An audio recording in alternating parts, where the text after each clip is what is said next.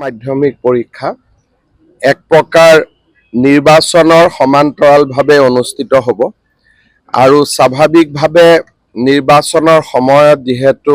পৰীক্ষা অনুষ্ঠিত হ'ব আমি বহুত বেছি খা খবৰো লৈ থাকিব নোৱাৰিম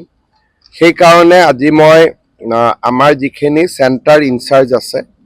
তেখেতসকলক নিমন্ত্ৰণ কৰিছিলোঁ ৰণোজ পেগু ডাঙৰীয়া আৰু মই দুইজনে তেওঁলোকক পৰীক্ষাটো যাতে সুকলমে পৰিচালনা কৰে তাৰ বাবে অনুৰোধো জনালোঁ আৰু আগতে বিশেষকৈ এডিআৰই পৰীক্ষা এই শিক্ষক শিক্ষয়িত্ৰীৰ দ্বাৰাই সুন্দৰভাৱে অনুষ্ঠিত হৈছিল তেখেতসকলক অভিনন্দনো জনালোঁ আৰু মই ভাবোঁ যে সকলোৰে প্ৰচেষ্টাত এইবাৰ মেট্ৰিক আৰু হায়াৰ ছেকেণ্ডেৰী পৰীক্ষা তেখেতসকলে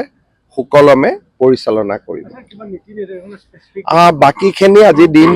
দিনটো তেওঁলোকক ট্ৰেইনিং কৰা হৈছে ইয়াৰ সূক্ষ্ম কথা বতৰাবিলাকত আমি সোমোৱা নাই কেনেকৈ পৰীক্ষা আনিব লাগিব ক'ত মোবাইল থ'ব লাগিব ক'ত CCTV ল'ব লাগিব পৰীক্ষাৰ প্ৰশ্ন কাকত ক'ত থাকিব ই এটা দীঘলীয়া প্ৰশিক্ষণ সেইখিনি আমাৰ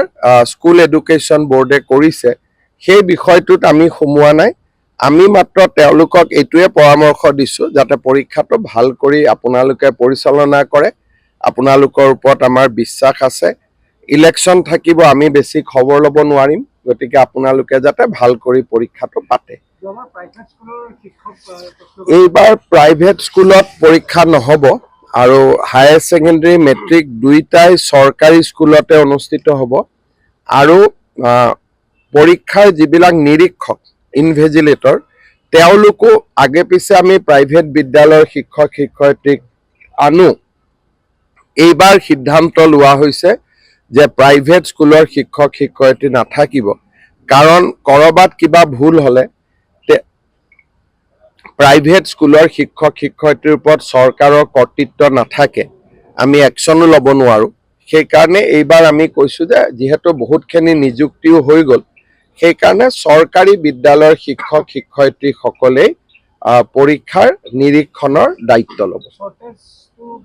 এতিয়াতো কোনো শ্বৰ্টেজ নাই যোৱা কেইদিনমানত 10,000তকৈ বেছি শিক্ষক শিক্ষয়িত্ৰী নিযুক্তি হৈছে